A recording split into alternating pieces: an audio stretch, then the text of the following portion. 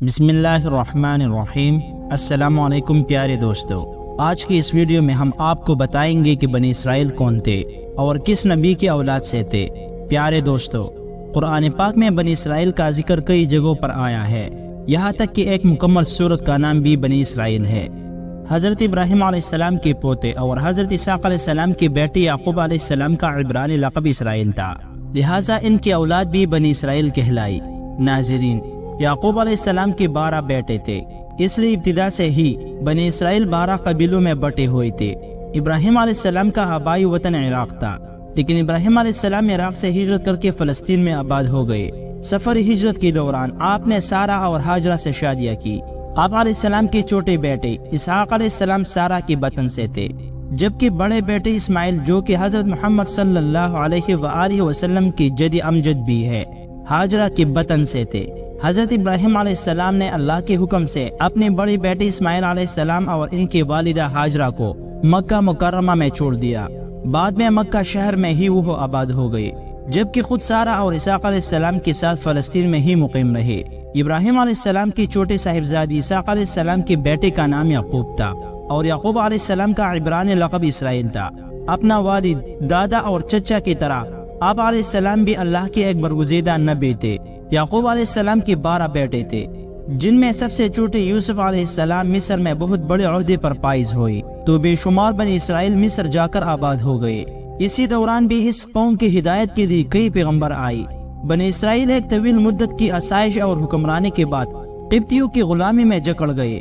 پھر ان کی رہنمائی اور آزادی کے لیے موسیٰ علیہ السلام تشریف لے آئے۔ موسیٰ علیہ السلام بنی اسرائیل کو قبطیوں کی غلامی سے آزاد کروا کر بحر احمر کے پار واپس فلسطین میں لے آئے۔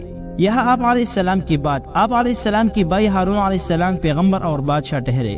اس کے بعد بنی اسرائیل نے ایک طویل عرصے تک فلسطین پر حکومت کی۔ اس دوران اللہ کی طرف سے ان پر بہت سی نعمتیں نازل ہوئی، تاہم اس قوم نے ان نعمتوں کی قدر نہ کی اور ان میں سینکڑوں نبی بھیجے گئے۔ کہیں کا انکار کیا گیا تو کہیں کی نبوت تو قبول ہی نہیں کی گئی، مگر ان کی نافرمانی میں کوئی کسر نہ چھوڑی گئی۔ اس کے بعد بھی اللہ تعالیٰ نے بنی اسرائیل کی 2 باپ بیٹیوں داؤد علیہ السلام اور سلیمان علیہ السلام کو عزت بخشی۔ سلیمان علیہ السلام 9ویں صدی قبل مسیح میں فلسطین کی مشہور فرمانروا اور پیغمبر تھے۔ ان کی وفات کے بعد اسرائیلی قبائل نے ان کی جانشینوں کی مخالفت کی اور اسرائیل کے نام سے شمالی فلسطین میں اپنی بادشاہت قائم کر لی۔ پھر 537 قبل مسیح میں بابل اور نینوا کے حکمران فلسطین پر چڑھ دوڑے۔ انہوں نے بنی اسرائیل کو بڑے پیمانے پر قتل کیا اور ہزاروں کو غلام بنا کر اپنے ساتھ لے گئے۔ اگر بنی اسرائیل کے بارے میں مزید جاننا چاہتے ہیں تو قرآن حکیم کا مطالعہ لازمی کرے۔ اسی طرح 1917 عیسوی میں برطانیہ نے ان سے وعدہ کیا کہ فلسطین میں ان کی آزاد حکومت قائم کر لی جائیں گی، لیکن اسرائیلیوں نے افائی عہد سے پہلے ہی علاقے میں بسنے والے فلسطینیوں پر بے اندازہ مظالم توڑ کر انہیں اپنے علاقوں سے نکال دیا اور اپنے طور پر آزادی کا اعلان کر دیا، جسے غیر منصفانہ طور پر اسرائیل کی پشت پناہی کرنے والی طاقتوں یعنی امریکہ، برطانیہ، روس وغیرہ نے تسلیم کر لیا۔ آج تک تقسیم فلسطین کی قراردادی دنیا بھر کو منہ چڑھا رہی ہے اور غاصب اسرائیلی حکومت قائم ہے۔ ناظرین، اگر آپ کو ہماری ویڈیو پسند آئی تو ویڈیو کو لائک کر کے شیئر بھی کیجیے اور چینل کو بھی سبسکرائب کرنا نہ بھولیے۔ اگلی کسی معلوماتی ویڈیو میں پھر ملاقات ہوگی، تب تک کے لیے اجازت دیجیے۔ اللہ حافظ۔